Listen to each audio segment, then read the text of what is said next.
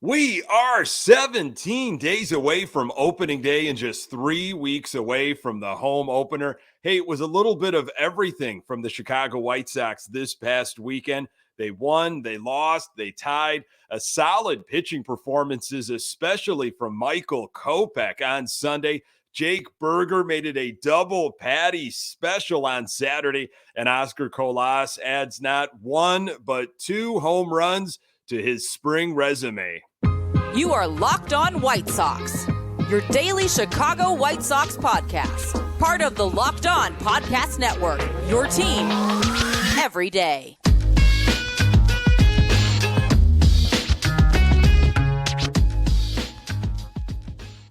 Hey, Sox fans, welcome to Locked On White Sox. Thank you for making Locked On White Sox your first listen each and every day. We're free and available on all platforms. Follow us on Twitter at Locked On Sox. You can also subscribe to our YouTube channel.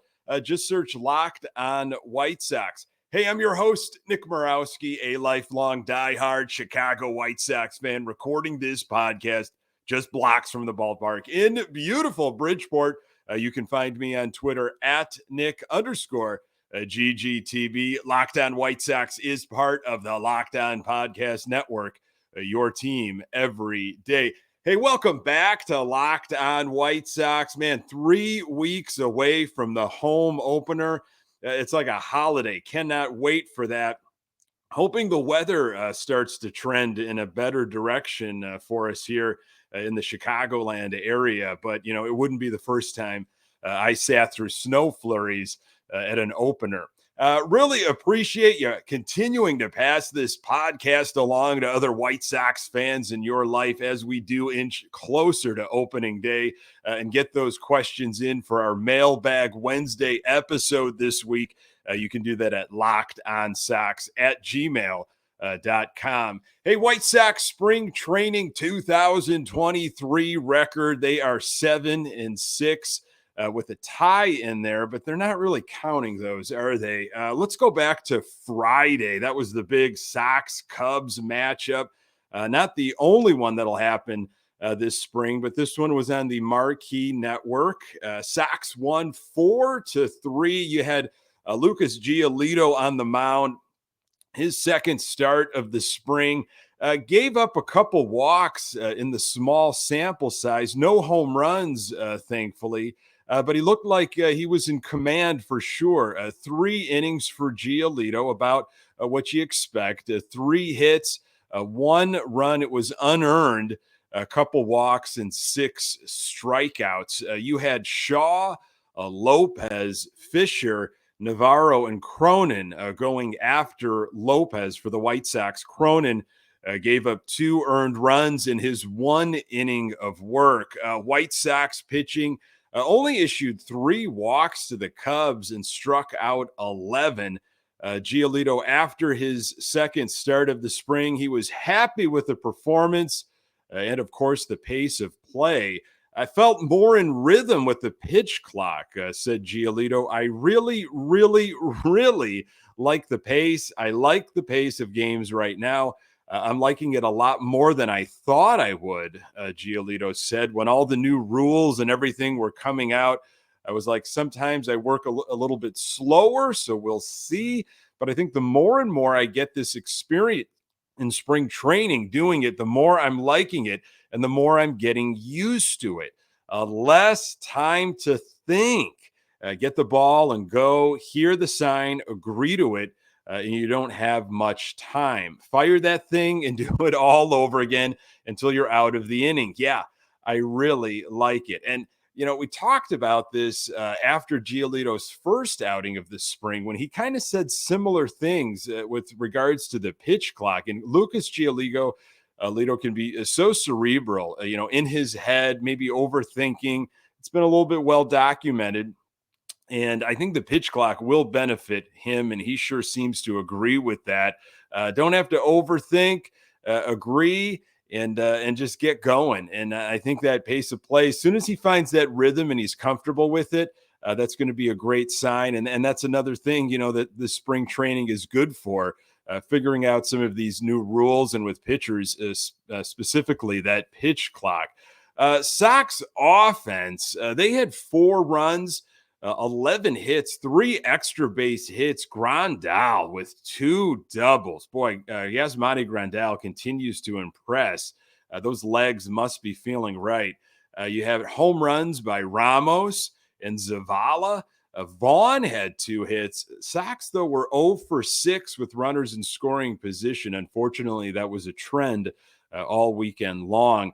Now, Sox defense, this was a little tough to see this late in spring, but it's still going to happen. I know, with all these crazy different lineups, especially with World Baseball Classic going on, and you're playing with different folks at different positions.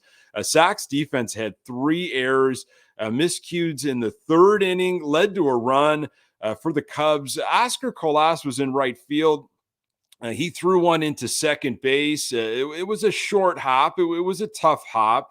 Kind of handcuffed the second baseman, but it wasn't fielded properly at second at all. And the error ended up being on Colas, and I didn't think that should have been the case. Colas has got to get that in with a better throw, that's for sure. But you got to put a body in front of that baseball. You got to stop that ball right there because it trickles away, and in came a run. And we saw that way too many times from the White Sox defense last year. Sebi Zavala hit a runner with a throw down to second for a potential pickoff. I think the shortstop in that situation, Eric Gonzalez, needs to get in front of the runner and catch that ball. You cut that ball off, and you're basically saying, look, we tried for the pickoff. It's not going to happen. But instead of sitting back and waiting for the ball to come to me, and maybe it being deflected and causing, another run to score or a runner advancement, I'm just going to cut that off and live to see another day. So a sloppy play in the 7th as well. Lenine Sosa credited with an error. Then Lurie Garcia with a bad throw to first in the 8th while trying to turn a double play. Garcia had a rough game defensively on Friday against the Cubs. Let's move to Saturday. Sox Padres. Sox fell to the Padres 6-5. It was Mike Clevenger's spring debut. He went 2 2/3 of an inning, 4 hits, 2 earned runs, 0 walks, 4 strikeouts, and gave up a home run. Olson, Kelly looked sharp in his 1 inning. Jake Diekman, 2/3 of an inning, 3 hits, 3 earned runs, a walk, and a strikeout for Jake Diekman on Saturday. Parquet, German, and Ramsey were your White Sox arms. Sox used 7 pitchers, only issued 1 walk, which is great, and struck out 8 Padres hitters. Sox offense, Jake Burger bombs with his little boy in attendance. That was pretty great to see. A feel-good story for Jake Burger. I mean, we've talked about it. Everybody talks about it. This guy's just going to have to hit his way onto this roster. He's getting play at first base and third base, but we all know it's his bat. And, there are several players with 4 home runs, but it's what he has right now in spring, and he's on that leaderboard tied with several, but still cool to have your name up there. He had those 2 home runs. Andrew Vaughn had a stand-up triple on Saturday. If you saw it, you kind of understand how Vaughn, not the fleetest of foot, was able to get to third standing up, took a really bad hop, rolled all the way out into center field. But he kept moving. He didn't let up. He got to third. Now, Oscar Colas, you've got to watch the replay, the video of this home run. Late in the game, he came in as a pinch hitter, and it was a moonshot to deep right field. That was great to see. He wasn't done on the weekend. All in all, White Sox with 5 runs, 7 hits, 4 extra base hits, drew 6 walks, struck out 11 times, and were 0 for 3 with runners in scoring position against the Padres on Saturday. This was Colas, what he had to say about that home run. As soon as I hit it, I knew it was gone. Colas said the home run felt different than his previous 9 singles and 1 double. Of course, way different. It feels like, wow, I did it. I'll say it over and over again. There's development going on in the big leagues. Manager Pedro Grifol said, if this industry or any of us think that that's not the case, we are doing ourselves a disservice, because in reality, we are all developing. These kids get up here quick, so we have to continue to develop them. Wow, that is refreshing stuff to hear from Pedro Grifol. More from Oscar Colas. As I said before, I was just trying to feel comfortable in the batter's box, trying to get into my rhythm. I wasn't looking for homers before. It just happened this time. But I'm feeling very comfortable in the batter's box right now. After Saturday's game, Colas, 11 hits, a 407 batting average, 1 home run, 2 RBIs, only 1 strikeout, slugging .556 in 13 games. Wow. Pedro Grifol has said he's been pleased with the starting pitching, and that was before Michael Kopech had a perfect spring debut. More on that in a moment. Today's episode is brought to you by LinkedIn. These days, every new potential hire can feel like a high-stakes wager for your small business. You want to be 100% certain that you have access to the best qualified candidates available. That's why you have to check out LinkedIn Jobs.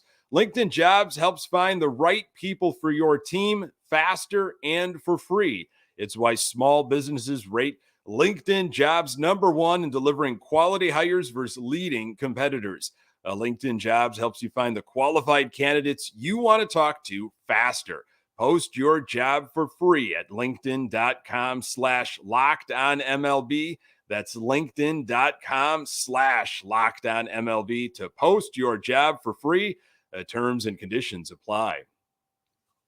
So Pedro Grifol liking the starting pitching staff so far. There was a little blurb in the Chicago Tribune on Sunday from Lamont Pope.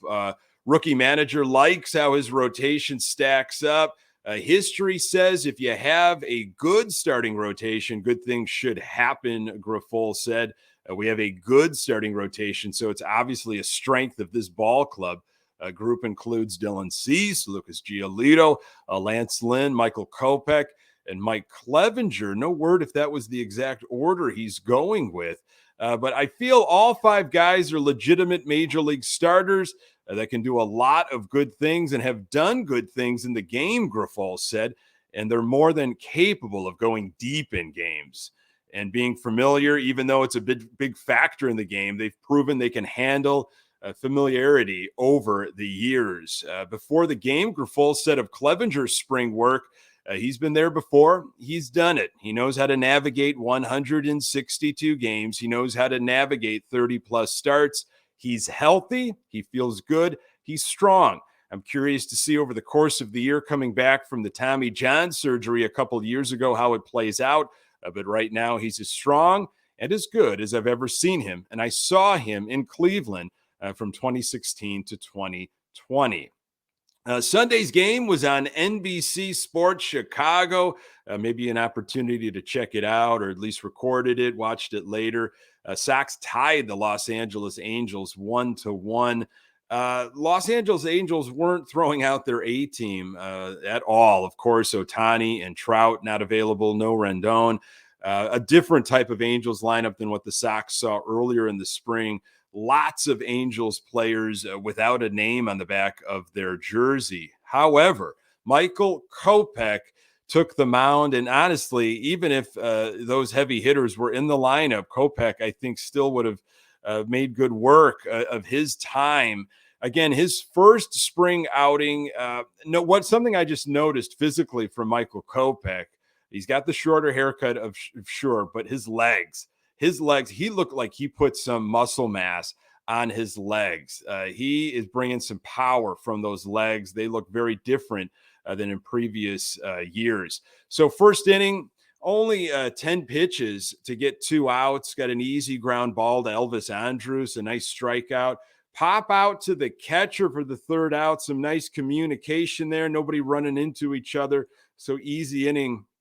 Kopech attacked the zone. Really looked like he was just very comfortable and in command. Sometimes we've seen Kopech in early games and the ball will sail on him. He's got a little bit of the jitters, some anxiety, maybe anxious. Saw none of that on Sunday. In the second inning, let the hitter get off to a 3-1 count on him, and then was able to induce a ground out.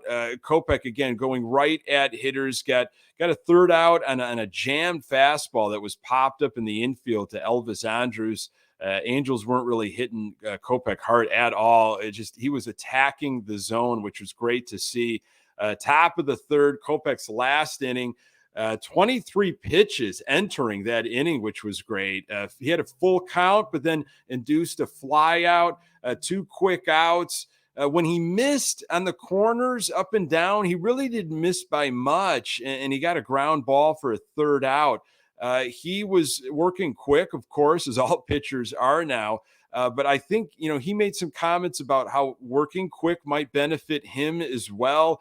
There was a controlled adrenaline, for his first start of the spring. This is going to be a big year for him.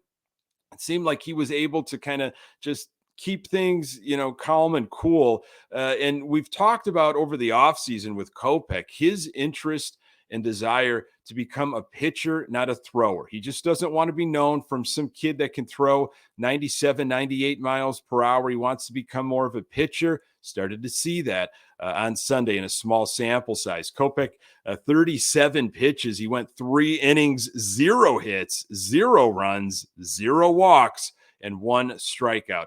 And just an awesome performance. It was great to see. I've got high hopes for Michael Kopech this year. It could be a real X factor in that rotation. Top of the fourth, Sox went with Jimmy Lambert, quick out, then issued a walk, a first base runner for the Angels there in the 4th inning. Jake Lamb ripped a single for the first hit, and Stone and Benetti talking about how that hit probably would have been gobbled up if there wasn't a shift rule.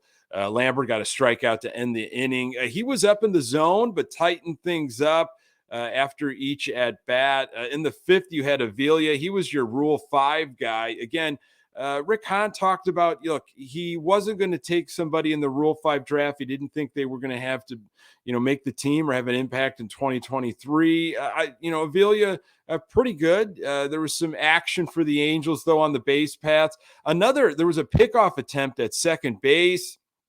No damage done. We're going to talk about that in a moment. Top of the 6th, Gregory Santos came in.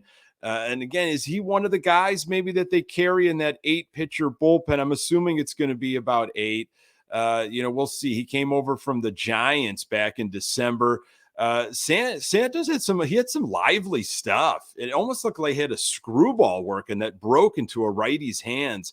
And in the 7th, Middleton came in the game. Another blown pickoff attempt to second. It's definitely got to be something to work on. I'm wondering, and this isn't the first spring training game that I've seen these pickoff moves to second. And it's an absolute timing play between a pitcher and usually, it's middle infield. So it's second base or it's shortstop, depending on what hitter is up, a lefty or a righty. And the catcher communicates as well. And I remember doing it, when I was in high school and in college. There would be a sign between the second baseman or shortstop and the pitcher. The infielders usually gave the sign. The pitcher would respond with a sign that he knows what's going on. And the catcher, who was in on all of it, usually would just drop his glove to let the pitcher know when they should spin around to make that throw. It's all about timing. And the Sox they were trying it. And I think one of the reasons why you're going to see more pickoffs at second is because there is a greater temptation to take off and steal for third, with these larger bases. And with a righty up at bat, I could see some of these speedsters trying to get greedy. So working on the pickoff move, the Sox have to fine tune that. Sox used 7 pitchers, gave up 6 hits on Sunday, 1 run, 2 walks. 8 strikeouts. Not much going on in terms of offense at all for the White Sox after the first inning, because in the bottom of the first, Oscar Colas goes deep again. Second home run in as many days. Mercy. It's right field is his to lose right now. I mean, he is just this is the type of situation where you almost want the season to start right now because he is feeling it offensively. Bottom of the second, Remillard with a hustle double, which was good to see. Ball hit to short right field. Second baseman couldn't make the play, and Remillard hustling all the way, got to second. Again, taking extra bases when you can. Are you going to see him at 35th and Shields? Probably not. But other players, in the dugout, Pedro Grifol might take note, using an example like, hey, you never know what's going to happen out there in the outfield. Look at your third base coach, listen to your first base coach, and have that horse sense as a baseball player. Go, go, go. Lurie Garcia with a walk, 2 on, only 1 out for Sebi Zavala. Now, Remillard picked off. That was a timing play. Again, more temptations to steal second base. All teams seem to be working on it. He was caught sleeping. Bottom of the fifth, Zavala walked. Hazley with a sharp single. 2 outs, 2 on for Andres. He drew a walk. So Oscar Colas comes up with bases loaded. And Steve Stone was making some comments about, what to look for with a struggling pitcher on the mound.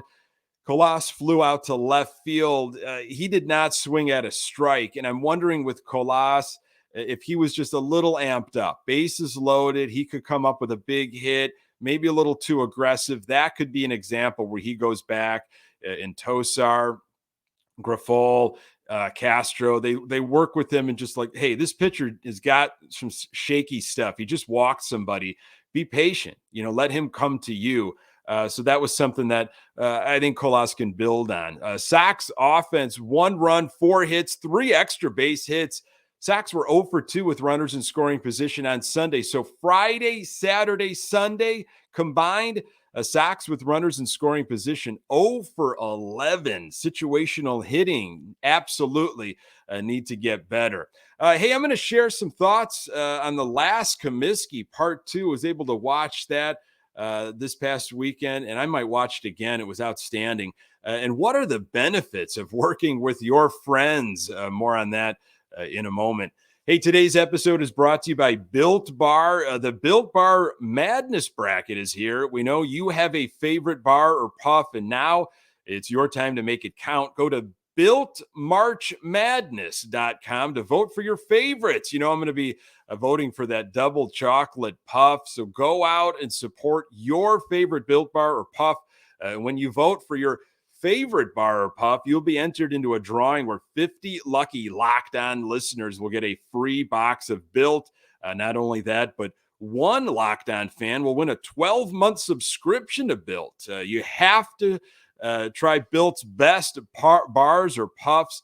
They are delivered monthly straight to your door. If you have not already, you got to try Built. Built, the best protein bar ever. They are so amazing. You won't think they're good for you. What makes Built bars and puffs so good? They are high in protein, low in sugar, and covered in 100% real chocolate. That's right, real chocolate. Run to Built. MarchMadness.com right now to vote for your favorite bar or puff and pick up a box while you're there. You can vote every day in March, so hop on and support your pick. Did you get a chance to watch last Comiskey Part 2? Maybe you're still catching up and watching Part 1, but Part 2 was just as good as Part 1. A great follow-up. Really appreciated the Carlton Fisk segment. He was one of my favorites growing up as I was a catcher in Little League early on. Pudge, the whole stuff about these young pitchers being intimidated to throw to Carlton Fisk just because, of course, who he was and the resume that he had, and just the importance of trusting your catcher. And they quickly realized I didn't understand his method, but he's got a method to his madness. And there was also a focus on Ron Karkovice, which I appreciated as well. Officer Karkovice and his powerful arm that he had and how comfortable the defense and the pitchers were knowing that he was behind the plate. Dan Evans, the stuff that he was talking about, the importance of chemistry, which, makes me think about this team here and what they're trying to build and how the chemistry, that team they had in 1983 and they added Tom Seaver and they thought, wow, we're going to go right back to the playoffs in 1984. And they didn't even win 80 games. And what was the difference? And Dan Evans, talking about that absolute need for team chemistry. You watch any of the World Baseball Classic? Some fun stuff going on. What an exciting atmosphere these games are. Luis Robert and Yoan Moncada checking in on them for Team Cuba. Robert 5 for 19 with a double and 3 RBIs in those games, and then Yoan Moncada 6 for 17 with a home run and 5 RBIs. Things have gotten a little bit better for Robert and Moncada as that tournament has gone on. Really a great article, I thought, on WhiteSox.com about coaches' preparation. Merkin had it. Again, we're talking about Pedro Grifol surrounding himself with his coaching staff and what they've been working on. How are they preparing? It's a must read. This was from Mike Tosar. We try to be a day ahead, do a travel list, game lineups, fundamentals, all sorts of stuff. It's not about results right now. It's about the process we are doing right now and putting things together. The results will be there if we continue the focus of just heading in the right direction, heading north with our fundamentals and stuff like that. Having the correct process, the results will be there in the end. I think that's a refreshing take. Focus on the process. There's something to working with friends and just having a friendship while you work. And then there's another thing to holding each other accountable and being able to tell each other whatever it is. Pedro Grifol said, yes, we are friends and we've been together for a long time in different places. This is our work and we hold each other accountable. I've had one of them come in here and shut the door and tell me, hey, clean it up about certain things. That's the kind of relationship we have. We are here to work and here to do things right. And when we are not, there's nothing that's going to hold us back from saying, clean it up for sure. And I got to say, there is a sense of honesty when you work with friends. Sometimes you can just be absolutely butting heads and at each other's throats, but you can be real with them. You've been through some stuff with these people, and you feel maybe a little bit more comfortable to just say something very straight with a friend that, hey, we can be open with each other, because we have got a foundation. We've got a friendship. We'll come back and we know, the bigger picture here of what we're working on. But maybe, if you're not working with somebody you're terribly close with, you might not open up. You might be afraid that I'm going to ruffle some feathers if I tell somebody they're running things a different way, or I didn't really like what I saw out in practice today. I think there's a benefit, a real benefit to Pedro Grifol surrounding himself with people that he's comfortable with. Now, it doesn't necessarily mean they're going to be in lockstep all the time. Okay. But I think that relationship, being comfortable with one another is going to be a major benefit. Folks, thank you so very much for making this podcast part of your daily routine. You can find the Locked On White Sox podcast absolutely everywhere you find your podcasts. We are on Twitter at Locked On Sox. You can find me on Twitter at Nick_GGTB. Hey, and don't forget to subscribe to our YouTube channel and get those questions in for the mailbag episode, LockedOnSox@gmail.com. Thanks for making Locked On White Sox your first listen. For your second listen, check out Locked On Fantasy Baseball. Win your league by listening to Matt and Dom every day as they bring you the best fantasy draft strategies. Find Locked On Fantasy Baseball wherever you get your podcasts and on YouTube, part of the Locked On Podcast Network, your team every day.